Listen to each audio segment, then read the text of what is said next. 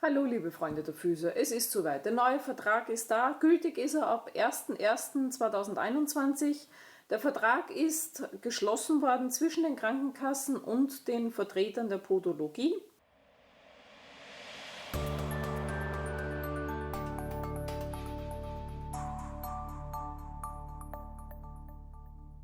Wir gehen jetzt den kompletten Vertrag durch. Dieses Video wird auch das längste werden. Wir haben ungefähr 30 Seiten abzuarbeiten. Wie findet ihr euch am besten in diesem Video zurecht? Unten in der Infobox habe ich alle Paragraphen, das sind alle im Inhaltsverzeichnis aufgeführten Paragraphen, habe ich unten nochmal die einzelnen Seiten, wo ihr das findet. Da könnt ihr dann hin und her springen, falls ihr später mal was gucken möchtet. In diesem Vertrag ist alles geregelt, was die Podologie zu leisten hat oder was der Podologe zu leisten hat, wenn er denn mit der Krankenkasse abrechnen möchte.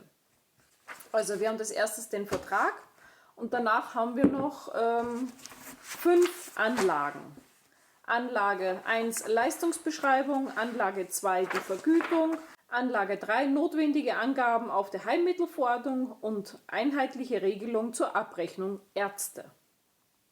Die gehen wir ebenfalls durch, extra Video als natürlich. Anlage 4 sind die Fortbildungen und Anlage 5 ist die Zulassungsvoraussetzung. Der Vertrag ist hier dieses Video, dann die Anlagen. Ich weiß noch nicht für die Zeit her, wie ich sie zusammenfasse, aber es kann sein, dass 5 extra Videos sind, ansonsten seht ihr es ja in der Videobeschreibung. Ja, wir haben ganz schön viel abzuarbeiten, also Freunde der Füße, holt euch einen Tee, setzt euch bequem hin und wir starten mit dem Vertrag. Paragraph 1. Gegenstand und Geltungsrecht des Vertrages. Die Krankenkassen haben ja diesen Vertrag, also alle gesetzlichen Krankenkassen haben diesen Vertrag geschlossen mit unseren Verbänden. Ja, was gehört zu diesem Vertrag noch dazu? Die ganzen Anlagen 1 bis 5 gehört noch dazu. Und was ganz wichtig ist, jeder Podologe, der bereits eine Kassenzulassung hat, muss diesen Vertrag schriftlich anerkennen. Das heißt, es gibt eine Anerkenntniserklärung bei oder für die AGE-Zulassung im jeweiligen Bundesland. Die Anerkenntniserklärung findet ihr auch bei euren Verbänden, wenn ihr dann in einem Verband seid. Ansonsten, ich habe euch das auch nochmal auf meiner Website hinterlegt unter Downloads. Ja, das könnt ihr per Fax oder per E-Mail machen und dann gilt eure Zulassung weiter. Solltet ihr den Termin verpassen, das heißt die Zulassung, also die Anerkennung zum Vertrag nach dem 31.06.2021 abgeben, dann ist euer Vertrag erloschen. Das heißt, ihr habt dann keine Zulassung mehr und müsstet diese neu beantragen zu den neuen Regeln, die da auch in diesem Vertrag drin stehen. Ja, wer eine Zulassung, also wer diese Anerkenntniserklärung dann unterschrieben hat und bestätigt hat, läuft das Ganze nach wie vor weiter. Ja, die Bestimmungen hier von diesem Vertrag sind natürlich zwingend für jeden Podologen, der eine Kassenzulassung hat, zu befolgen. So, Paragraph 2, Leistungsgrundlagen. Die Leistung der Podologie gilt ja nach der Fassung der Heilmittelrichtlinie in Anlage 3. Das gucken wir uns in einem anderen Video an. Die Verordnung ist nicht übertragbar und sie gilt nur für die Person, für die es ausgestellt ist. Ich weiß nicht, ob ihr das in der Praxis auch schon mal gehabt habt, aber zum Beispiel Patient A mit Familienmitglieder möchte gern, Familienmitglied B möchte auch gerne podologisch versorgt werden und unterschreibt dafür auf der Verordnung des Patienten A. Das geht natürlich nicht. Was auch nicht geht, ist zum Beispiel, es ist die podologische Komplexbehandlung verordnet und der Patient sagt zu euch, nö, ihr sollt die Maniküre machen. Darf auch nicht sein. Also ihr müsst wirklich das abarbeiten, was auf der Verordnung steht und nur für die Person, für die es ausgestellt ist. Ihr wisst ja, zur Bestätigung der Person muss halt die Krankenkassenkarte her. Hat ja auch mittlerweile ein hübsches Bild drauf, da kann man ja ganz genau gucken, wer da vor einem steht. So, Inhalt der einzelnen Heilmittel Anlage A, das ist wieder mein anderes Video. Paragraph 3. Grundsätze der Leistungserbringung. Der zugelassene Leistungserbringer erbringt die ärztliche verordnete Maßnahme der Podologie entsprechend der Leistungsbeschreibung Anlage 1. Das heißt, jeder zugelassene Podologe muss natürlich selbst arbeiten. Der zugelassene Podologe darf keinen Fußpfleger für sich die Verordnungen abarbeiten lassen. Und er darf auch keinen Praktikanten die Verordnungen alleine abarbeiten lassen. Da kommen wir dann später noch dazu. Also der Podologe, der zugelassen ist, muss immer eine qualifizierte Person die Leistung erbringen lassen oder er selber. Das Ganze ist in Anlage 5 geklärt. Wieder mal ein anderes Video. So, und natürlich der zugelassene Leistungserbringer trägt die Verantwortung für die Leistung. Deswegen muss auch bei jeder Behandlungsdokumentation ja immer dabei stehen, wer hat es gemacht. So, Paragraph 3 Absatz 2, das ist für juristische Personen und GmbHs, die brauchen heute eine fachliche Leitung. So, Absatz 3, bei Tod des zugelassenen Leistungserbringers gilt die Zulassung noch 6 Monate und danach erlischt diese Zulassung. Ist in dieser Frist kein neuer Zulassungsinhaber benannt worden, ja, dann ist die Zulassung halt fort. Ja, und wenn der Leistungserbringer dann verstirbt, muss das natürlich bei der AGE gemeldet werden. Absatz 4. Der zugelassene Leistungserbringer kann 6 Monate sich in der Praxis vertreten lassen. Das muss natürlich der AGE gemeldet werden. Was hier so Tolles steht, möglichst eine Woche vor Beginn ist es anzuzeigen. Ja, bei manchen Erkrankungen kann man das nicht eine Woche vorher anzeigen. Also ich weiß jetzt nicht, was dieser Satz hier drinnen soll. Weil es kann immer mal was passieren, ein Unfall, es kann eine schwere Erkrankung sein und da kann schon mal passieren, dass man 6 Monate ausfällt. Tja, jeder von uns möchte natürlich in Urlaub. Es gibt die Möglichkeit, die Praxis ohne Vertretung für 8 Wochen pro Kalenderjahr zu schließen. Ja, ist doch schön, man darf mal 8 Wochen fortfahren. Absatz 5, da muss man halt an die AGE Vor-, Nachname, Geburtsdatum, vertragliche wöchentliche Arbeitszeit mit Hausbesuchen. Alles muss man der AGE melden. Wenn man jetzt auch einen Leistungserbringer einstellt, muss das alles unaufgefordert der AGE gemeldet werden, damit das die AGE eben nachvollziehen kann, ja, wer arbeitet bei diesem Leistungserbringer und wer erbringt die Leistung. So ist eigentlich logisch. Absatz 5a. Da muss ich jetzt ganz ehrlich sagen, dieser Absatz freut mich am meisten. Der Einsatz von Schülern oder Schülerinnen im Rahmen der praktischen Ausbildung zur Qualifikation der in Anlage 5 genannten Abschlüsse. So, der zugelassene Leistungserbringer muss natürlich mit der Fachschule einen Vertrag abschließen. Die Schüler dürfen nur unter Aufsicht des zugelassenen Leistungserbringer und deren jeweiligen Kenntnisstand in der Praxis mitarbeiten. Das heißt so viel, es ist jetzt endlich mal aus mit dem Praktikanten verheizen. Alleine in ein Kämmerchen hocken und den 12 Stunden arbeiten lassen, ohne irgendwelche Kontrolle. Das finde ich mal sehr gut. Ja, jetzt geht es noch weiter. Der Leistungserbringer hat natürlich die Verantwortung über das Ganze. Und der Leistungserbringer muss vor Behandlung mit dem Schüler, im Gegenwart des Patienten, die Vorgehensweise der Behandlung besprechen und muss natürlich den Schüler hinterher auch kontrollieren. Für mich ist es eigentlich selbstverständlich. Ich arbeite mit meinen Praktikanten immer so, die arbeiten immer mit mir mit. Ich verstehe nicht, dass man das irgendwie anders macht. Ich habe bis jetzt etliche Praktikanten gehabt und zu dem Thema, die Praktikanten sollen ja nur das oder sollen das vertiefen, was sie in der Schule lernen. Das klappt nicht. Ich bin teilweise entsetzt, was die Praktikanten aus der Schule für ein Wissen mitbringen. Und dieses Wissen ist teilweise nicht praxispraktikabel. Das ist zwar für die Prüfung alles gut und schön, aber für die Praxis ist es teilweise sehr weit weg. Ich bringe meinen Praktikanten auch die Technik bei, wie sie was zu machen haben und wie was funktionieren könnte und wie sie zum bestmöglichen Ergebnis kommen. Finde ich, ist eigentlich der Grundstock in jeder Ausbildung. Da gehört von der Ausbildung her noch nachgearbeitet. So, dann habe ich mir natürlich schöne Zettelchen gemacht. Es gibt auch einen nicen Fakt am Rande. Und zwar, wenn jetzt ein Podologe einen Schüler als Fußpfleger einstellt und diesen Heilmittelverordnung abarbeiten lässt, ist es ja nicht zulässig, laut des Vertrages hier, weil nämlich der Schüler ja nicht nach Anlage 5 die nötigen Kompetenzen hat.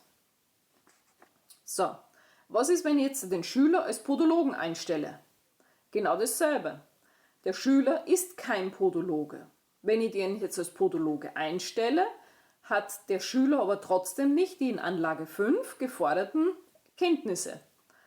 Somit darf das auch nicht sein. Also der Podologen-Schüler darf nicht als Fußpfleger oder als Podologe angestellt werden. Es sei denn, er wird als Fußpfleger angestellt und macht nur nicht Heilmittelpatienten, aber das ist auch nicht Sinn und Zweck der Sache. Ja, und der Leistungserbringer, also der Inhaber der Zulassung, ist immer haftbar. Egal, was der Praktikant aufführt, der zugelassene Leistungserbringer ist immer haftbar gegenüber der Krankenkasse. Ja, in Absatz 6 ist das Ganze auch nochmal schön festgehalten. Der zugelassene Leistungserbringer haftet für die von seinen leistungserbringenden Personen nach Absatz 5 eingebrachten Leistungen im gleichen Umfang wie für seine eigene Leistung. Das heißt, wenn beim Praktikanten was schief geht, seid ihr voll haftbar. Absatz 7. Der zugelassene Leistungserbringer darf die Therapie nur in begründeten Einzelfällen ablehnen oder abbrechen. Über den Grund muss man natürlich den Versicherten informieren und gegebenenfalls auch die Krankenkasse. Tja, da fragt sich jetzt allen Ernstes, was ein begründeter Einzelfall ist. Ich nehme schon sehr lange keine Patienten mehr auf, weil ich einfach voll bin. Für mich ist es ein begründeter Fall. Ja, man kann nicht mehr als wenn arbeiten. Ist so. Absatz 8. Es ist unzulässig, dass der Leistungserbringer für den Versicherten dieselbe Diagnosegruppe, dieselbe Heilmittelrichtliniengrundlage parallel dasselbe Heilmittel erbringt und abrechnet. Das heißt, auf gut Deutsch, man soll nur eine Verordnung machen und die abarbeiten und danach eben die nächste.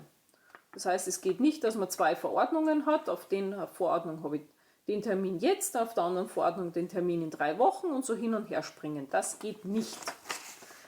Absatz 9. Der Satz ist, ja, den habe ich schon im ersten Vertrag noch gemacht und den mag ich jetzt noch immer nicht. Versicherte dürften durch den Leistungserbringer nicht aus anderen als therapeutischen Gründen motiviert oder beeinflusst werden, bestimmte Verordnungen von Ärzten zu fordern. Gleichzeitig darf der Leistungserbringer von sich aus die Ärzte in seiner Verordnungsweise aus eigener wirtschaftlichen Überlegung nicht beeinflussen. So, warum ich den Satz nicht mag? Verordnung ist falsch ausgestellt, man ruft beim Arzt an, bittet ihm um Änderung und dann kriegt man um die Ohren kaut, dass man einfach nur mehr Geld haben will. Toll. Aber dass der Patient es benötigt, wird meistens nicht berücksichtigt. Ja, das lassen wir jetzt einfach mal so dahingestellt.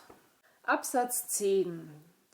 An die Versicherten dürfen ausschließlich auf der Verordnung verordnete Leistungen abgegeben werden. Die Durchführung der Therapie, Anlage 1, machen wir in einem anderen Video. Nicht in Anspruch genommene Leistungen dürfen nicht und vorzeitig beendete Verordnungen dürfen nur in dem tatsächlichen erbrachten Umfang abgerechnet werden. Das heißt, Patient kommt zu spät. Der Patient darf für diesen ausgefallenen Termin nicht unterschreiben. Er bekommt von uns eine Ausfallrechnung. Das muss er privat zahlen. Da liegt es natürlich in Eigenermessen der Praxisleitung, wie das zu handhaben ist. Absatz 11. Wenn der Versicherte vollstationär ist oder in ambulanter Leistung ist, dann ist nur die Abrechnung mit der Krankenkasse möglich, wenn es dem Leistungserbringer nicht bekannt war, dass der Patient in stationäre Aufnahme gekommen ist.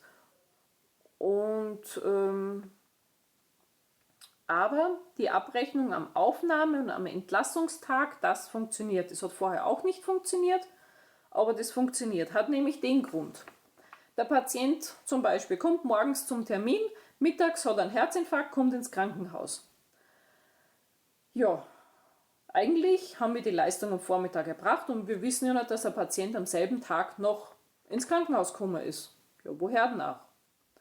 Deswegen, wenn es da einen Rückläufer gibt, dann einfach dem Patienten sagen oder den Patienten fragen und gegebenenfalls dann, die kriegen immer solche Berichte mit, einfach mal den Patienten bei der Krankenkasse anrufen lassen oder euch das vom Patienten schriftlich geben lassen, dass er an dem Tag eingerückt ist ins Krankenhaus, aus welchen Gründen auch immer.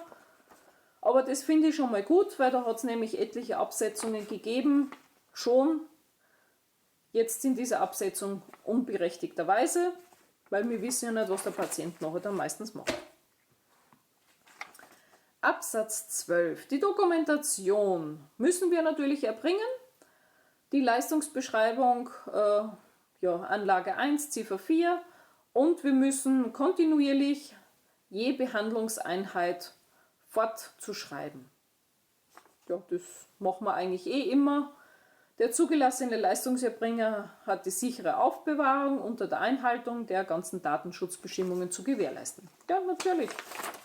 Das machen wir jetzt auch schon, also da verändert sich für uns eigentlich nichts. So, Absatz 13. Der zugelassene Leistungserbringer gewährleistet, dass die Versicherten der unterschriebenen gesetzlichen Krankenkassen nach den gleichen Grundsätzen behandelt werden. Ich behandle meine Patienten alle gleich, bei mir hat keiner einen goldenen Schimmel. Absatz 14.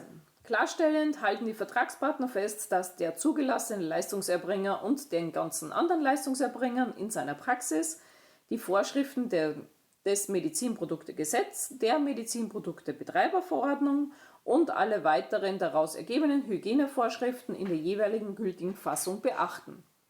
Für das haben wir unseren Hygieneplan und jeder, der in der Praxis eben Leistungen erbringt, hat diesen Hygieneplan oder die ganzen MPG und Medizinproduktebetreiberverordnung zu beachten. Was ich hier ein bisschen ankreiden muss, da sollte vielleicht der Verband sich nochmal ein paar Gedanken machen.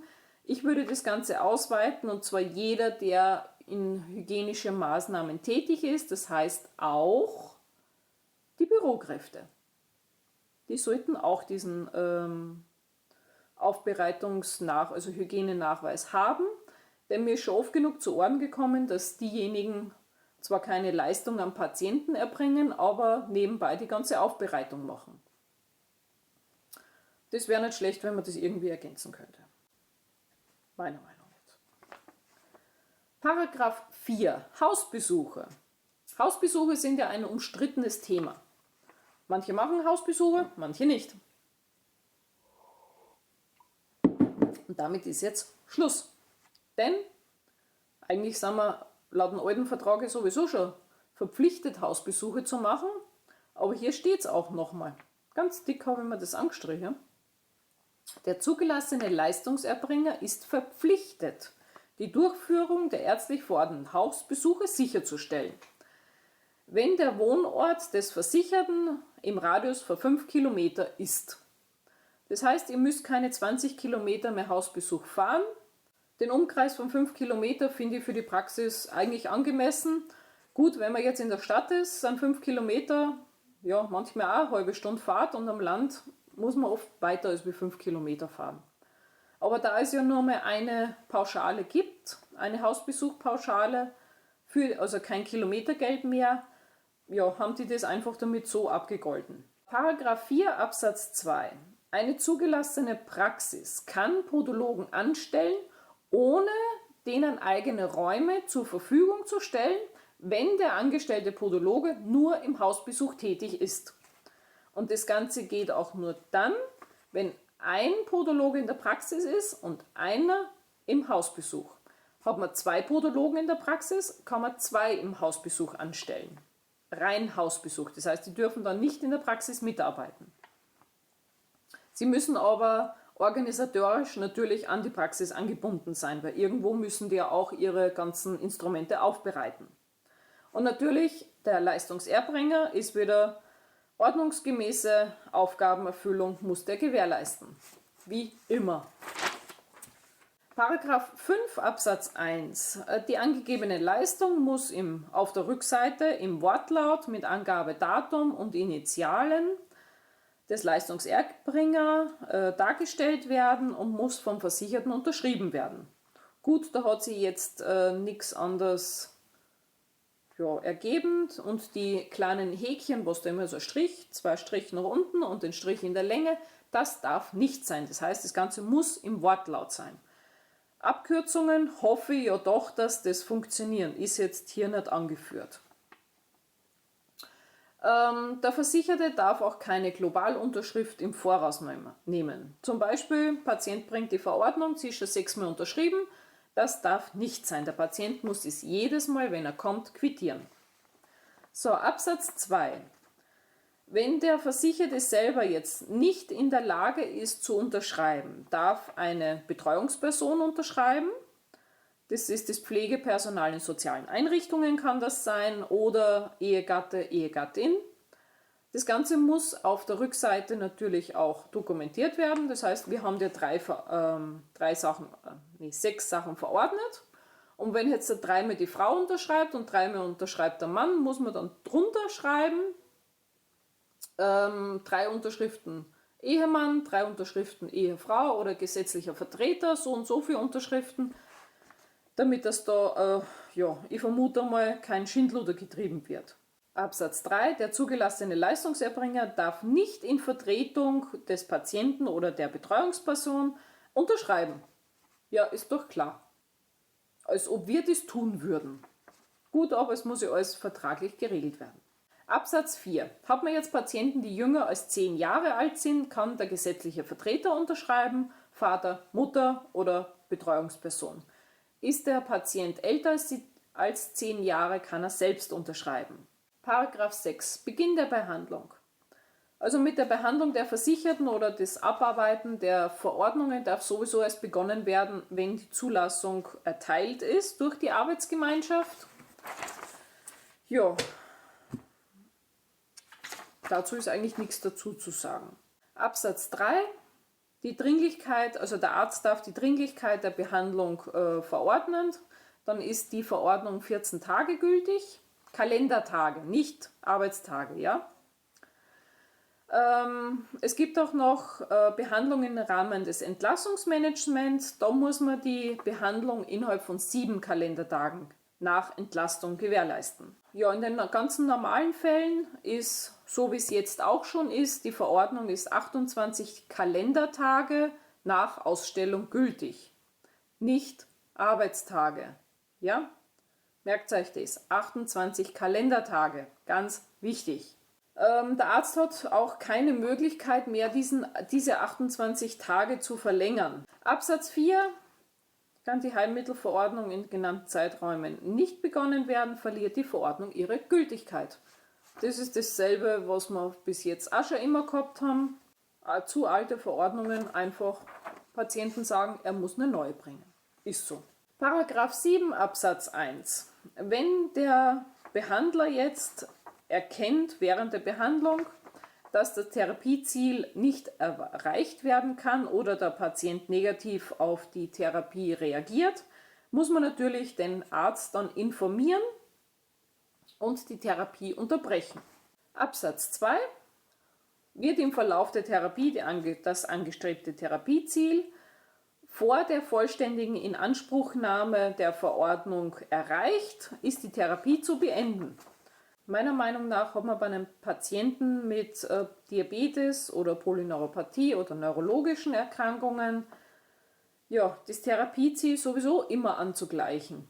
Weil der Diabetes geht nicht mehr weg, die Füße werden hoffentlich nicht schlimmer, aber wenn man die Behandlung dann beendet und der Patient jetzt etliche Wochen oder Monate nicht kommt, dann hat er den ganzen Käse wieder von vorn. Also Absatz 3: Bricht der Leistungserbringer die Therapie ab wegen fehlender Therapiefähigkeit oder der Versicherte macht es selber, müssen wir natürlich den Arzt darüber informieren und hinten auf der Verordnung dann Behandlungsabbruch, dann das Datum dazu schreiben und warum der Behandlungsabbruch ist.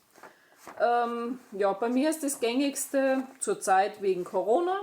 Die neuen Heilmittelverordnungen haben ja jetzt eine andere Gültigkeitsdauer. Das heißt, wenn der Patient nicht mehr kommt, 12 Wochen später ist die Verordnung nicht mehr abrechenbar.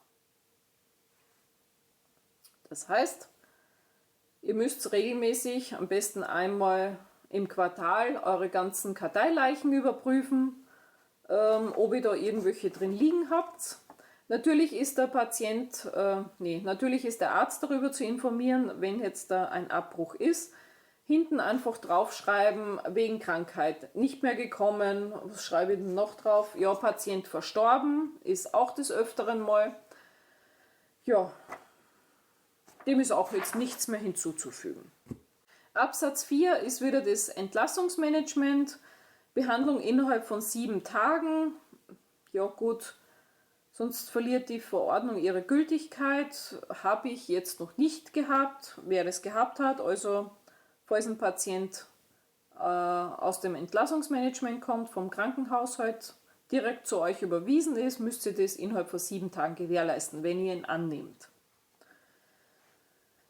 Ja, Absatz 5, alle Leistungen sind bis zum Ende durchzuführen, mit derselben Diagnose und die Diagnosegruppe. Ja, wir arbeiten das Rezept ab von 1 bis 6 oder 1 bis 3, je nachdem. Absatz 6. Auf der Verordnung ist eine unter- oder Überschreitung der Frequenz zwischen den Behandlungstagen innerhalb von 2 Tagen aus praxisorganisatorischen Gründen ohne Rücksprache mit dem Arzt zu machen. Da muss ich jetzt ganz ehrlich sagen, die 2 Tage sind schon etwas knapp, denn manchmal geht es aus praxisorganisatorischen Gründen erst eine Woche später oder der Patient kann erst eine Woche später. Wenn der berufstätig ist, hat der auch nicht jeden Tag Zeit. Dann haben wir noch Absatz 7. Die Verordnung verliert bei der Unterbrechung von 12 Kalenderwochen nach der letzten Behandlung ihre Gültigkeit. Das heißt, ihr seid jetzt alle gezwungen, nach spätestens 12 Wochen die Rezepte abzubrechen und abzurechnen, weil eigentlich, gucken wir mal, 12, 4, sagen wir mal nach 9 Wochen. Weil bis das nämlich das Rezept dann bei der Krankenkasse ist, dann vergehen schon mal 2, 3 Wochen. Weil sonst seht ihr euer Geld nicht mehr, weil wenn eine Verordnung ungültig ist, dann kriegt sie dafür kein Geld. So einfach ist es. Paragraph 8. Gesetzliche Zuzahlung. Die gesetzliche Zuzahlung sind doch die 10% pro Behandlung und die 10 Euro für den Zettel. Mehr dürfen wir auch nicht abrechnen. Das ist in Absatz 1 und Absatz 2 steht es. Jetzt sagen viele, dass diese Zuzahlung quasi Eintreibung ist für die Krankenkasse. Eigentlich ist es so, dass die Zuzahlung schon mal unsere Vorkasse ist. Das heißt, der Patient, der Zuzahlung machen muss, bezahlt ja uns schon mal 10% von der Behandlung. Klar, dass die Krankenkasse das uns wieder wegnimmt, weil wir haben es ja schon bar eingehoben. Absatz 3. Natürlich, bevor ihr die Zuzahlung verlangt vom Patienten und der Patient sagt, er ist befreit, müsst ihr euch den Befreiungsausweis zeigen lassen. Ich kopiere mir den jedes Mal und stecke den dann mit in die Kartei, weil auf die Verordnungen ist nicht immer hundertprozentig zu erkennen, ob der Patient gebührenbefreit ist oder nicht. Sollte jetzt eine Verordnung sein, die über den Jahreswechsel hinausgeht, dann müsst ihr ab 1.1. dann den neuen Befreiungsausweis euch zeigen lassen. Absatz 4: Hat der Leistungserbringer zu viel Zuzahlung vom Versicherten eingehoben, dann muss er das natürlich zurückerstatten. Das hat man meistens diesen Fall, wenn jetzt ein Versicherter entweder verstirbt, dann muss man die Zuzahlung den Angehörigen zurückzahlen, oder wenn jetzt der Versicherte zu einem anderen Podologen geht oder wenn die Verordnung abgebrochen wird. Dann ist die Zuzahlung entsprechend dann zurückzuzahlen. Absatz 5: Für die erbrachten Vertragsleistungen dürfen mit Ausnahme der gesetzlichen Zuzahlung der oder des Versicherten nach § 31 MV, § 61 StGBV keine weiteren Zahlungen gefordert werden. Hier habe ich schon ganz oft Diskussionen gehört, dass ja, wenn der Patient kommt, also ein gesetzlich versicherter Patient kommt, auf Heilmittelverordnung eine Leistung bekommt und dann zum Beispiel noch ein Verband gemacht werden muss, dass man für diesen Verband kein Geld verlangen darf. Das stimmt so nicht. Das heißt, der Patient hat ja nur die podologische Behandlung verordnet bekommen und die ist auch im Vertrag drinnen. Der Verband gehört nicht zu diesem Vertrag dazu, zum Beispiel jetzt der Verband. Das heißt, der Patient muss diesen Verband privat bezahlen und das geht auch bei einem und demselben Termin. Weil ich kann den Patienten jetzt da mit einer Wunde nicht heimschicken und er morgen wieder kommen lassen. Das geht nicht. Also wir dürfen zum Beispiel jetzt, der Patient kommt mit einem Rezept über Nägelschneiden. Wir sehen aber, dass er die Hornhaut auch noch mit dabei hätte. Und wir machen die Nägelschneiden auf Rezept und die Hornhaut muss er bar bezahlen. Das geht nicht. Weil nämlich die Hornhautabtragung ist Vertragsbestandteil. Das ist eine podologische Behandlung klein in Zukunft. Das geht nicht, aber alles, was außerhalb dieses Vertrages ist, kann ich extra abrechnen. Das heißt, das Fußbad, der Verband, ja, irgendwelchen Druckschutz, das geht alles außerhalb des Vertrages. Also alles, was außerhalb ist. Absatz 6. Heilmittel werden ja gemäß der Sachleistung erbracht und die Abrechnung aufgrund der Rechnungsprüfung der Krankenkasse, wenn die etwas einbehalten, dürfen wir den Versicherten das nicht in Rechnung stellen. Das heißt, wir haben immer, wenn wir jetzt über Rezept abrechnen und wir haben einen Rückläufer, müssen wir das mit der Krankenkasse klären und nicht mit dem Patienten. Ist ja auch klar, weil die Krankenkasse hat ja diesen Vertrag aufgestellt, damit das wir mit ihnen abrechnen und der Patient die Leistung bekommt. Paragraph 9. Wahl des Leistungserbringers. Finde ich einmal wieder ganz interessant, diese Dinge. Absatz 1. Der Versicherte steht zur Wahl der zugelassenen Leistungserbringer frei. Sie dürfen in dieser Wahl nicht beeinflusst werden. Das ist sehr auslegbar. Absatz 2. Die Krankenkasse informiert die Versicherten auf Anfrage über die Kontaktdaten von zugelassenen Leistungserbringern. Das hat man immer wieder mal, dass die Krankenkasse anruft und dann fragt, ob man noch Patienten nimmt. Mit der Leistungspflicht der Krankenkasse darf nicht geworben werden. Davon ist der Hinweis auf das Bestehen einer Zulassung nicht erfasst. Das ist auch sehr interessant. Das heißt, man darf nicht sagen, du kriegst die Leistung auf Krankenkasse, aber du darfst auf deine Tür schreiben, Krankenkassen zugelassen oder zugelassene Praxis. Gut, das kann man jetzt mal so stehen lassen. Absatz 4. Eine Zusammenarbeit zwischen Leistungserbringern oder Ärzten, die dazu führt, dass die freie Wahl des Versicherten unter der zugelassenen Leistungserbringern beeinflusst wird, ist nicht gestattet.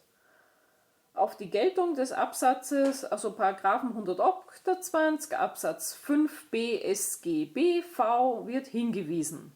Gut, den Paragraphen gucke ich jetzt nicht nach, aber ich nehme mal an, damit ist gemeint, wenn der Arzt einen Podologen angestellt hat, darf der Arzt den Podologen, also den Patienten, eigentlich nicht zu dem Podologen schicken, der in seiner Praxis ist. Sehr verwirrend. Das gehört eigentlich da ausgenommen, weil deswegen hat man ja Zusammenarbeiten mit Ärzten eigentlich. Normalerweise sollten wir ja mit Ärzten und Fußambulanzen und Krankenhäusern zusammenarbeiten. Aber ja, laut Paragraph 9 darf das nicht sein, weil man ja damit den Versicherten beeinflussen kann. Gut, das lassen wir jetzt auch mal so stehen. Paragraph 10. Datenschutz. Ja, der zugelassene Leistungserbringer ist ja verpflichtet, die ganzen Datenschutzbestimmungen, welche auch immer, ganz viele, hier habe ich es euch aufgeführt, gelten, einzuhalten. Natürlich machen wir das alle im vollen Umfang. Müssen wir ja, sind wir verpflichtet dazu. Paragraph 11, die Zulassung. Der Leistungserbringer, also die Podologen, erhalten ja nur dann die Zulassung, wenn sie die erforderliche Ausbildung dafür haben, die Praxisausstattung haben dafür und er kennt die Verordnung, also den Vertrag hier auch an. Ist ja irgendwie logisch. Gut. Absatz 2. Verfügt der zugelassene Leistungserbringer selbst nicht über diese erforderlichen Kenntnisse, muss er eine fachliche qualifizierte Leitung in seiner Praxis haben. Die was dann in Anlage 5, anderes Video, alles erfüllt. Auch irgendwie klar. Absatz 3. Die räumlichen Mindestanforderungen und die Pflichtausstattung müssen ja, so wie in Anlage 5 sein, nachgewiesen werden.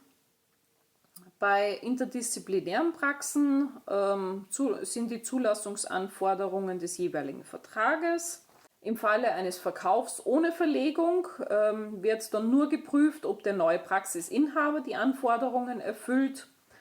Ist zum Beispiel der Praxisinhaber dann mit anderer Praxisstandort, dann wird die Praxis überprüft. Für bis zum 31.12.2020 zugelassene Praxen gelten die Zulassungsvoraussetzungen und die Größe der Behandlungsraumen von mindestens 7 Quadratmeter als erfüllt, wenn die Zulassungsvoraussetzungen im Übrigen erfüllt sind. Also ja. Dies gilt auch bei Wechsel des zugelassenen Leistungserbringers infolge von Tod oder Verkauf. Ja, dem ist auch nichts hinzuzufügen. Absatz 4. Änderungen in Bezug auf die restliche Zulassung oder die Verhältnisse in der Praxis sind natürlich der AGE zu melden innerhalb von 14 Tagen. Es ist klar, wenn man eine Zulassung hat, muss man das alles melden. Und der neue Leistungserbringer muss natürlich in Anlage 5 das Ganze wieder mal erfüllen. Gut, nichts hinzuzufügen. Absatz 5. Die Praxis muss öffentlich zugänglich sein, vom privaten Bereich räumlich getrennt sein, auf Abgabe der therapeutischen Leistung, also für die Podologie, abgestimmt sein.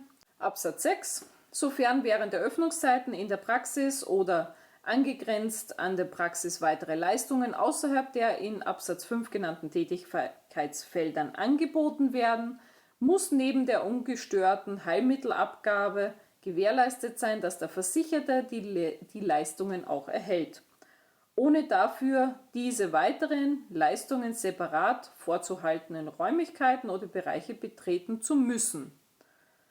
Das heißt im Klartext, ich habe jetzt eine podologische Praxis, habe jetzt zum Beispiel vor meinem Behandlungsraum einen Kosmetikraum und die zwei arbeiten gleichzeitig, dann darf das nicht sein, weil dann muss ja mein Patient durch den Kosmetikraum durch. Ist jetzt nur Theorie. Absatz 7. Für die Zulassung sind nötige Unterlagen, natürlich die Qualifikation, die Praxisausstattung und Personalgesellschaften, juristische Personen, Auszug aus den Handelsregister und so weiter.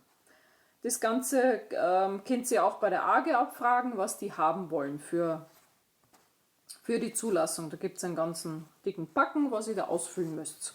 Absatz 8. Die GKV veröffentlicht die Liste der Leistungserbringer mit Heilmittelbereich, Name der Praxis, Anschrift, Telefonnummer und E-Mail optional. Oh, Homepage, Barrierefreiheit, rollstuhlgerecht. Die Angaben veröffentlichen die einfach. Gut, wir unterschreiben ja dafür, dass sie es dürfen. Der zugelassene Leistungserbringer stellt natürlich sicher, dass diese Angaben aktuell sind. Gut, Absatz 9. Die Zulassung endet, wenn die Anforderungen in Absatz 1 nicht mehr erfüllt werden. Das ist auch logisch. Des Weiteren, wenn die Zulassung zurückgenommen wird oder wenn sie von der zugelassenen Stelle widerrufen wird, dann endet die Zulassung auch. Ist auch vollkommen in Ordnung. Paragraph 12. Organisatorische Anforderungen an eine Heilmittelpraxis. Absatz 1. Dadurch, dass wir ja Leistungserbringer sind für die Krankenkasse, müssen wir auch für die Versicherten sicherstellen, dass wir mindestens 25 Stunden pro Woche für die GKV-Versicherten zur Verfügung stehen. Dies umfasst auch eine temporäre Anwesenheit während der Öffnungszeiten aufgrund der Durchführung von ärztlichen verordneten Hausbesuchen. Das heißt, Praxiszeit und Hausbesuchzeit gehören hier zusammen. Also mindestens 25 Stunden für GKV-Versicherte. Absatz 2. Wenn den Leistungserbringer in Ausübung der beruflichen Tätigkeit Anhaltspunkte für die Gefährdung des Wohles eines Kindes oder Jugendlichen bekannt werden, so ist das Gesetz zur Kooperation und Information im Kinderschutzgesetz zu beachten. Das heißt auf gut Deutsch, sollte uns irgendwie auffallen, dass das Kindeswohl gefährdet ist, sollten wir die Polizei informieren. Paragraph 13, die Barrierefreiheit. Eine neu zugelassene Praxis sollte natürlich barrierefrei sein. Diese Barrierefreiheit betrifft jetzt wirklich nur die, was neu zugelassen werden ab 01.01.2020. Die Praxen, die schon zugelassen sind, also die, was schon lange ihre Zulassung haben, haben Bestandsschutz. Bin ich ganz froh drum, weil sonst würden uns fast 50% der Podologen wegfallen, weil es ist verdammt schwierig, Praxisräume zu finden, die den Kassenanforderungen gerecht werden und dann noch barrierefrei sind. Also das ist schon, ja, da muss man fast schon neu bauen, dass man das alles hinkriegt. Paragraph 14, Maßnahmen der Qualitätssicherung, Absatz 1. Die Krankenkasse kann die Praxis überprüfen und der Leistungserbringer kann seinen Verband hinzuziehen. Vorausgesetzt, er ist in einem Verband. Absatz 2. Zur Sicherung der Qualität der zugelassenen Praxis ist insbesondere Folgendes zu gewährleisten: Kooperationen und enge fachliche Zusammenarbeit mit zugelassenen Leistungserbringern, Ärzten oder dem Arzt nach Maßgabe der Heilmittelrichtlinie. Orientierung der Therapie an der Indikation, am Therapieziel, an der Belastbarkeit des Versicherten, Durchführung der Therapie gemäß der Leistungsbeschreibung, Bewertung und Anpassung des Therapieverlaufes, Führen der Verlaufsdokumentation gemäß § 3 Absatz 13. Absatz 3. Sollte eine Praxisbegehung stattfinden, muss es 14 Tage vorher angekündigt werden und der Sachverständige soll auch benennen, was er alles benötigt, falls irgendwelche Unterlagen geprüft werden. Absatz 4. Der zugelassene Leistungserbringer hat für die Prüfung erforderliche Unterlagen fallbezogen vorzulegen und Auskünfte zu erteilen. Dabei sind natürlich die Datenschutzbestimmungen und die berufliche Schweigepflicht des Leistungserbringers gegenüber seinen Patienten zwingend zu beachten. Das heißt, Krankenkasse kommt, möchte die Verlaufsdokumentation besichtigen. Das heißt, wir dürfen dann dem Praxisbegeher eigentlich nur die Verlaufsdokumentation zeigen, ohne Kundenkartei, ohne Namen. Und ich frage mich, ob er dann überhaupt sehen darf, was da drin steht. Weil laut Datenschutz darf er das eigentlich nicht. Da müsste er eigentlich eine Schweigepflichtentbindung vom Patienten haben. Das ist nochmal mit dem Verband abzuklären, wie das genau funktionieren so hat. Absatz 5. Über diese Prüfung muss natürlich der Prüfer einen Bericht erstellen und der Krankenkasse zusenden, sowie anonymisierte Form den Leistungserbringern und den Vertragspartnern zur Verfügung zu stellen. Absatz 6. Sollten Beanstandungen sein, muss natürlich der Prüfer den Leistungserbringer eine Frist stellen, in welcher Frist die ganzen Beanstandungen zu beseitigen hat. Finde ich auch gut so, ist auch so, wenn man jetzt da vom Gesundheitsamt überprüft wird. Absatz 7 sollte natürlich der Leistungserbringer die ganzen Beanstandungen nicht beheben. Dann liegt ein Verstoß gemäß § 19 vor und die Krankenkasse kann dann beschreibende Maßnahmen ergreifen. Zu denen kommen wir später dann. Wir sind jetzt im § 19, wir sind jetzt gerade im § 14. Absatz 8. An der Prüfung beteiligt sind nach Maßgabe der gesetzlichen Bestimmungen alle zur Verschwiegenheit verpflichtet und haben Datenschutzbestimmungen zu beachten. Das heißt, wenn ich überprüft werde, darf ich niemandem sagen, dass ich das wurde. Auch sehr interessant. Absatz 9. Jeder Leistungserbringer hat sich im Interesse des stets aktuellen fachlichen Qualifikation gemäß Anlage 4 fortzubilden. Das finde ich sehr gut. Das werden wir dann in Anlage 4 besprechen, was ich daran so super finde. Mit einem neuen Tee geht es jetzt weiter in die nächste Halbzeit. Und zwar beginnen wir mit § 15. § 15. Wirtschaftlichkeit der Leistungserbringer und deren Prüfung. Die Leistungen sind ausreichend, zweckmäßig und wirtschaftlich zu erbringen. Sie haben gemäß § 70 StGBV dem allgemeinen anerkannten Stand der medizinischen Erkenntnisse zu entsprechen und den medizinischen Fortschritt zu berücksichtigen. Es ist darauf zu achten, dass die Leistungen nur im notwendigen medizinischen Umfang durchgeführt werden. Leistungen, die nicht notwendig oder unwirtschaftlich sind, können Anspruchsberechtigte nicht beanspruchen, dürfen Leistungserbringer nicht bewirken und die Krankenkassen nicht bewilligen.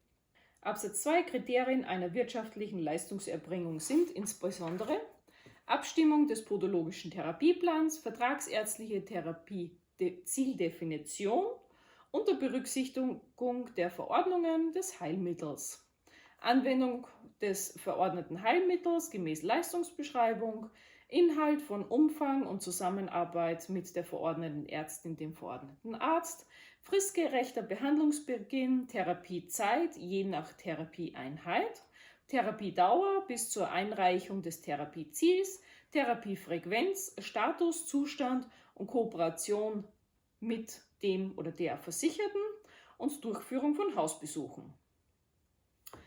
Absatz 3. Die Krankenkasse oder deren kassenartigen Verband kann Maßnahmen zur Prüfung der Wirtschaftlichkeit einleiten. Auch sehr schön. Paragraph 16. Die Vergütungen. Die Vergütungen sind auch noch in Anlage 2 geregelt und hier in dem Vertrag sind quasi die Rahmenbedingungen für die komplette Vergütung. Die Vergütung der vertraglichen Leistungen erfolgt gemäß Anlage 2. Ja, habe ich gerade gesagt. Absatz 2. Der Vergütungsanspruch entsteht für die ordnungsgemäße Erfüllung der vertraglichen Leistung sowie die Voraussetzungen nach § 2(1) erfüllt sind. Wird nachträglich festgestellt, dass die oder der verordnete Arzt zu Unrecht die Zuständigkeit einer Krankenkasse angenommen hat, führt dies nicht zum Verlust des Vergütungsanspruchs des Leistungserbringers gegenüber der Verordnungsvordruck abgegebenen Krankenkasse. Heißt im Klartext, wenn hinterher draufgekommen wird, dass der Arzt zu Unrecht verordnet hat, wird es aber uns nicht abgezogen, weil wir ja die Leistung erbracht haben. Das ist doch schon mal gut. Absatz 3. Die von einem zugelassenen Leistungserbringer angestellten Leistungserbringer sollten von Vergütungsanhebungen in einen angemessenen Rahmen profitieren. Die zugelassenen Leistungserbringer sollten daher vereinbarte Vergütungsanhebungen an einer angemessenen Höhe an angestellte Leistungserbringer weitergeben. Das heißt, wenn jetzt 1,50 € erhöht wird, dann soll man den Angestellten ebenfalls 1,50 € mehr geben. Wahnsinn. Paragraph 17. Verwendung des Institutionskennzeichens. Jede zugelassene Leistungserbringerpraxis muss gemäß Paragraph 293 StGBV eine Betriebsstätte je Heilmittelbereich und über eine Institutionskennzeichnung, das zur Abrechnung bei der Krankenkasse verwendet wird, verfügen. Dieses IK-Zeichen bekommt man bei der AGIK und da kann man das Ganze beantragen. schriftlich beantragen, man muss dort die ganzen Daten hinterlegen und man muss auch immer gucken, dass diese Daten vollständig sind und stets aktuell sind. Absatz 2. Das gegenüber der Krankenkasse eingesetzte IK ist der zuständigen Arbeitsgemeinschaft für die Zulassung mitzuteilen. Ist klar, wenn man zugelassen werden möchte, muss man natürlich eine IK-Nummer haben. Wird jetzt eine fehlerhafte IK-Nummer oder ein Rezept ohne IK-Nummer bei der Krankenkasse eingereicht, so wird dies nicht mehr vergütet. Das finde ich auch gut so. Absatz 3. Nach Beendigung der Zulassung ist die geführte IK bei der SVI abzumelden. Eine Stilllegung der IK darf erst dann erfolgen, wenn alle Forderungen aus Vertragsleistungen abgerechnet wurden. Paragraph 18 Abrechnungsregeln. Für die Abrechnung gelten die Richtlinien des GKV Spitzenverbandes und Inhalt in Abrechnungsverfahren sonstige Leistungserbringer nach Paragraph 302 Absatz 2 StBV einschließlich ihrer Anlagen. Gut, Absatz 2 Abrechnungen, die den Richtlinien des Vertrags nicht entsprechen, werden von den Krankenkassen abgewiesen. Also hat man dann eine Absetzung. Absatz 3. Im Absatz 3 ist geregelt, wie das Ganze der Krankenkasse zu übermitteln ist, und zwar alles mit elektronischer Datenübertragung oder maschinell verwertbaren auf Datenträger muss es übermittelt werden. Bei Nichterfassung oder Nichterfassbarkeit der ganzen gibt es eine Rechnungskürzung von 5%. Gut, die Krankenkasse hat da Mehraufwand, klar kürzen die dann. Absatz 4. Die Rechnungsstellung kann bis zu 2-mal im Monat abgeschlossen werden. In Papier- und Datenannahmestellen muss das Ganze hingeschickt werden. Ich rechne mit einem Abrechnungszentrum ab, also ja, mit den ganzen Daten- und Papierannahmestellen habe ich nichts zu tun, kann ja nicht viel dazu sagen. Es gilt halt für diejenigen, die selbst abrechnen. Aber ich würde sowieso jedem empfehlen, ein Abrechnungszentrum zu nehmen. Aber das ist jedem seine eigene Sache. Als Rechnungseingang gilt der Tag, an dem die vollständigen Abrechnungsunterlagen, maschinelle Abrechnungsdaten, rechnungsbegründende Unterlagen bei der von der Krankenkasse bestehenden Stellen eingegangen sind. Also erst wenn alles bei der Krankenkasse eingegangen ist, erst dann ist das Rechnungsdatum. Absatz 5. Forderungen aus Vertragsleistungen können vom zugelassenen Leistungserbringer nach Ablauf von 9 Monaten, gerechnet vom Ende des Monats, in dem sie abgeschlossen worden sind, nicht mehr erhoben werden. Dies gilt auch für Forderungen von gesetzlichen Zuzahlungen, maßgeblich bis zum Datum des Rechnungseingangs. Für verspätet eingehende Rechnungen besteht kein Vergütungsanspruch. Das heißt, wenn die Verordnung 8 Monate alt ist und ihr sie vor 8 Monaten abgearbeitet habt, solltet ihr die schleunigst einreichen, weil sonst könnt ihr sie nicht mehr einreichen und das Ganze ist eigentlich ungültig. Das Ganze gilt auch umgekehrt, das heißt, wenn die Krankenkasse Absetzungen von oder für euch hat und die schon länger als 9 Monate her sind, dann darf die Krankenkasse das auch nicht. Da könnt ihr nämlich dann dagegen vorgehen. So, Absatz 6. Der zugelassene Leistungserbringer trägt die folgenden Angaben auf dem Verordnungsblatt, Verordnungsvordruckmuster 13, auf IK-Nummer des Leistungserbringers, Rechnungs- und Belegnummer. Absatz 7. In der Abrechnung ist der 7-stellige Schlüssel Leistungserbringergruppe anzugeben und der Schlüssel dürfen ausschließlich die von der Vergütungsliste umfassten Leistungen abgerechnet werden. Bei der Abrechnung sind ausschließlich die von in der Vergütungsliste angeführten 5-stelligen Halbmittelpositionsnummern zu verwenden. Absatz 8. Der in der Verordnung angegebene Indikationsschlüssel ist in der Abrechnung zu übermitteln. Absatz 9. Die Verordnungsbesonderheiten gemäß Richtlinien 302 StGBV Entlassungsmanagement sind im Datenträger Austausch Datensatz anzuliefern. Absatz 10. Sofern die Heilmittelverordnung einen oder mehrere ICD-10-Schlüssel enthält, sind diese im Rahmen des Datenträgeraustausches im Datensatz anzuliefern. Absatz 11. Alle Zahlungen erfolgen unter Vorbehalt der sachlichen und rechnerischen Prüfung. Beanstandungen müssen von den Krankenkassen gegenüber der rechnungsstellenden Stelle innerhalb einer Frist von 9 Monaten geltend gemacht werden. Für unerlaubte Handlungen gilt abweichend eine Frist von § 45 StGB I. Rückforderungen können auch ohne Einverständnis des zugelassenen Leistungserbringers mit der nächsten Abrechnung verrechnet werden. Originalverordnungen bleiben immer bei der Krankenkasse. Das ist das, was ich vorhin gesagt habe. Die Krankenkasse kann euch nur eine Absetzung innerhalb von 9 Monaten zukommen lassen.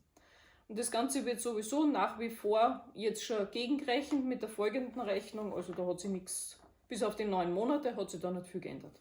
Absatz 12. Ist die Frist nach Absatz 11 Satz 1, gilt nicht bei Vertragsverstößen, die einen öffentlichen rechtlichen Erstattungsanspruch hervorrufen, bei den fehlerhaften und bei den unerlaubten Handlungen. Also wenn ihr gegen diesen Vertrag verstößt, dann kann es euch ordentlich eine aufs Auge geben, weil das sind nämlich dann mehr als 9 Monate Rückrechenzeitraum. Da muss ich noch nachgucken, was StGB V, Paragraph 197a für ihre Fristen hat. Gut, das kriegen wir raus. Widerspricht der zugelassene Leistungserbringer oder der leistungserbringende Abrechnungsstelle Beanstandung unter Angabe der Gründen innerhalb von 9 Monaten nach Bekanntgabe der Beanstandung, so gilt diese als anerkannt. Also innerhalb von 9 Monaten kann man da den Regress dann widersprechen. Solche Einsprüche sind in Textform unter Beifügung der vollständigen Rechnungsbegründungen Unterlagen unter Absatz 4 genannten Stellen einzureichen. Die sind die Papier- und Datensatzstellen. Absatz 13. Sofern bei einer Praxisübernahme oder beim Wechsel der Leistungserbringer durch einen oder den Versicherten von 2 verschiedenen Praxen in Anspruch genommen hat, ist nach Rücksprache mit der Abrechnungsstelle jeweils zuständige Krankenkasse 2 Abrechnungen mittels einer Verordnungskopie möglich.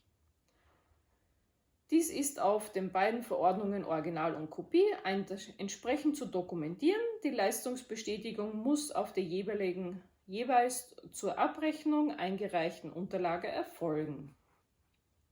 Bereits abgerechnete Leistungen können auf der Kopie nicht mehr abgerechnet werden und müssten dann vermerkt werden, dass das schon abgerechnet ist.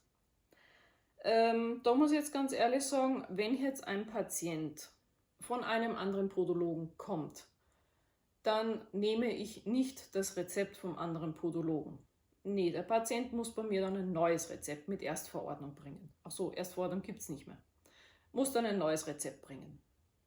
Bei diesem Hickhack da in Absatz 13, das mache ich nicht mit.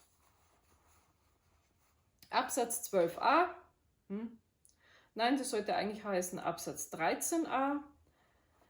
Bei einer 3 Behandlungen, also ab 3 Behandlungen kann man eine Zwischenabrechnung machen unter Vorlage der Originalverordnung. Und man muss nämlich dann auf der Kopie das Ganze vom Patienten bestätigen lassen und muss auch wieder kennzeichnen, dass 3 Stück schon abgerechnet sind. Da muss ich jetzt ganz ehrlich sagen, ergibt für mich auch keinen Sinn. Wenn ich eine 6er-Verordnung habe, dann abarbeite ich die komplett. Gut, wer jetzt will, kann die natürlich noch 3 auch abrechnen, aber das wäre jetzt mir zu viel Aufwand. Absatz 14. Die Bezahlung der Rechnungen ist innerhalb von 21 Tagen nach Eingang der vollständigen Abrechnungsunterlagen bei den Krankenkassen benannten Stellen fällig. Das heißt, die Krankenkasse hat sich jetzt verpflichtet, innerhalb von 21 Tagen uns das Geld zu überweisen. Das ist doch mal sehr schön. Als Zahltag gilt der Tag der Überweisung, der Geldübergangs. Ist es am Sonntag oder gesetzlicher Feiertag, so ist es am nächsten Arbeitstag fällig. Im Falle eines Verzugs gilt es Paragraph 288 BGB.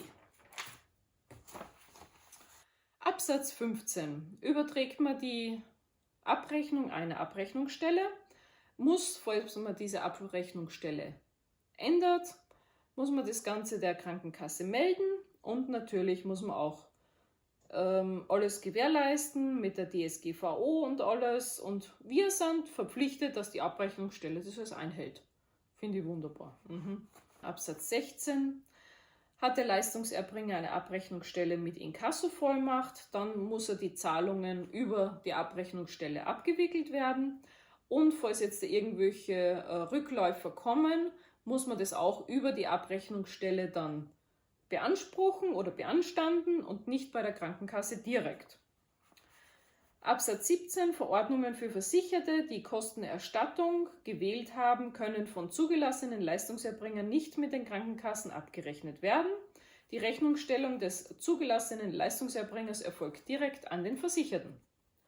Ich glaube, damit sind die Privatzahler gemeint. Bin ich mir jetzt aber nicht sicher. Paragraph 19. Maßnahmen bei Vertragsverstößen. Verstößt der Leistungserbringer gegen den ganzen Vertrag, hat die Krankenkasse, ist die Krankenkasse berechtigt, Folgendes zu machen. Eine schriftliche Verwarnung, wenn jetzt da irgendwelche Fristen gesetzt werden, muss man die natürlich einhalten. Eine schriftliche Abmahnung können Sie aussprechen bei Wiederholungsgefahr. Bei schweren oder wiederholten Vertragsverstößen nach einer Anhörung kann es zu einer Strafe kommen von 5% des Vorjahresumsatzes. Das ist ganz schön happig, muss ich sagen. Gegen diese Maßnahmen nach Satz 1 steht der Rechts- und Gerichtsweg offen. Falls man jetzt sicher ist, dass man keinen Vertragsverstoß gemacht hat, kann man das Ganze natürlich beanstanden. Zu den schwierigen Vertragsverstößen zählen insbesondere Nichterfüllung von personellen, räumlichen, sachlichen, organisatorischen Voraussetzungen der Leistungserbringer. Abrechnung nicht erbrachter Leistung, nicht fristgerechte Beseitigung von Beanstandungen und Erhebung von Zuzahlungen durch den Versicherten, die über die gesetzliche Zuzahlung hinausgehen. Private Zusatzleistungen bleiben hiervon unberührt, solange sie nicht Bedingung für die Leistung nach dem Vertrag sind. Absatz 3. Wird der Verstoß in Zusammenhang mit der Erbringung oder Abrechnung von Leistungen nach diesem Vertrag begangen, ist die jeweils betroffene Krankenkasse berechtigt, dem zugelassenen Leistungserbringer neben der Kürzung der Abrechnung nach § 18 Absatz 11 dieses Vertrages einen pauschalen Aufschlag in Höhe von 10% des Kürzungsbetrags beim mehrmaligen, also bei einmaligen Verstößen 10% und bei einem Pauschalbetrag von Höhe von 20% des Kürzungsbeitrags bei wiederholten Verstößen. Paragraph 18 Absatz 11 Satz 3 des Vertrages gilt entsprechend. Okay. Ja, die brummen uns so ganz schön was auf. Die Vertragsmaßnahmen nach Absatz 1 und 3 können auch nebeneinander verhängt werden. Die Sanktionen erfolgen unter Beachtung des Grundsatzes der Verhältnismäßigkeit. Auch sehr schön. Das heißt, wir können 5% des Vorjahresumsatzes aufgebrummt kriegen, mit 10% des Kürzungsbeitrags und bei wiederholtem Verstoß 20% des Kürzungsbeitrags. Das lassen wir jetzt einfach mal so stehen. Absatz 5. Im Fall eines begründeten Verdachtes des Verstoßes berechtigt die Krankenkasse, leistungsbezogene Daten in pseudonymisierter Form untereinander weiterzugeben, auszutauschen und wechselseitig zu verarbeiten. Die Krankenkassen informieren die GKV-Spitzenverband über die von ihr verhängten Sanktionen nach den Absätzen 1 bis 3. Sehr schön. Absatz 6. Die Krankenkassen können ihre Befugnisse nach den Absätzen 1, 3, 5 auch auf einen für sie zuständigen kassenartigen Verband übertragen, was auch immer ein kassenartiger Verband ist. Der Leistungserbringer ist jederzeit berechtigt, den Berufsverband hinzuzuziehen und diesen Erklärungen für sich abgeben zu lassen. Diese Klausel ist mir sehr schön, das finde ich auch toll, dazu müsste man in einem Berufsverband sein. Paragraph 20, Regelung zu IT-gestützten Verfahren. Sofern sich ein oder mehrere oder alle zugelassene Leistungserbringer, die Verbände mit einer, mehreren oder allen Krankenkassen darüber verständigen, können in den jeweiligen Verhältnissen einzelne, mehrere oder auch alle elektronischen Prozesse des Vertrages, auch abweichend digital, ausgestaltet werden. Diese umfasst insbesondere die Leistungsbestätigung nach § 5 und die Begründung für die Zeitüberschreitung § 7. Auch gut. § 21. Inkrafttreten und Beendigen des Vertrages. Dieser Vertrag ist ab 01.01.2021 gültig und kann frühestens im September 2022 gekündigt werden. Das heißt, 3 Monate später ist das Ganze dann gekündigt, am 31.12.2022, wenn denn irgendjemand das will. Der Vertrag kann durch den GKV-Spitzenverband einerseits und andererseits auch durch die leistungserbringenden Vertragspartner gemeinsam gekündigt werden. Über die Kündigung ist die Schiedsstelle nach § 125 Absatz 6 StGBV vom kündigenden Vertragspartner unverzüglich zu informieren. Gut, dem ist auch nichts hinzuzufügen. Absatz 3. Die in Anlage § 1 Absatz 2 a, c bis e können die Einhaltung der Fristen nach Absatz 1 gesondert gekündigt werden. Für die Kündigungen der Anlagen nach § 1 Absatz 2b gilt die jeweilige dort vereinbarte Frist. Für die Sätze 1 und 2 gelten Absatz 1 und 2 und Absatz 6 entsprechend. Die Gültigkeit des Vertrages wird durch die Kündiger einer oder mehrerer Anlagen nicht berührt. Das heißt, wenn man jetzt die Vergütung ändert, dann ist dieser Vertrag, also der Grundvertrag, nicht berührt davon. Das ist schon mal gut. Absatz 4, die Vertragspartner vereinbaren Änderungen der Heilmittelrichtlinien nach § 9 Absatz 1 Satz 2 Nummer 6 StGBV, sofern sie den Inhalt dieses Vertrages einschließlich der Anlagen betreffen, unverzüglich den Vertrag aufzunehmen. Das ist auch gut, falls sich wieder mal irgendwas bei den Heilmittelrichtlinien ändert. Absatz 5. Einvernehmliche Änderungen des Vertrages sind jederzeit möglich. Das ist auch sehr schön. Dieser Vertrag gilt so lange fort, bis ein neuer Vertrag geschlossen wird. Das dauert hoffentlich noch länger. § 22. Schlussbestimmungen. Sollten einzelne Bestimmungen dieses Vertrags unwirksam, undurchführbar oder nach Vertragsschluss unwirksam, undurchführbar werden oder bleiben, davon die Wirksamkeit des Vertrages im Übrigen unberührt. Die Vertragsparteien verpflichten sich, unverzüglich über eine Neuregelung der unwirksamen, undurchführbaren Bestimmungen zu verständigen. Auch sehr schön. Die vorstehenden Bestimmungen gelten entsprechend für den Fall, dass sich der Vertrag als lückenhaft erweist. Gut, wir haben schon Lücken gefunden, also von dem her gut. Absatz 2. Änderungen und Ergänzungen des Vertrages dürfen bis zur Wirksamkeit in Schriftform, soweit nicht in diesem Vertrag ausdrücklich etwas Abweichendes bestimmt ist. Dies gilt auch bei Änderungen oder Abbedingungen dieser Schriftformklausel. Dadurch, dass der ganze Vertrag ja schon durch ist, können wir jetzt nichts mehr ändern. Der Gerichtsstand ist Berlin. Vertrag geht vom Grundsatz vertrauensvoller Zusammenarbeit aus, ja, wir ebenso. Absatz 5. Die Vertragspartner verpflichten sich, mit all ihrem zur Verfügung stehenden Mitteln für eine gewissenhafte Durchführung dieses Vertrages Sorge zu tragen. Zweifelsfragen, die sich aus dem Vertrag ergeben, werden von den Vertragspartnern gemeinsam erklärt. Gut, das war jetzt der ganze Vertrag.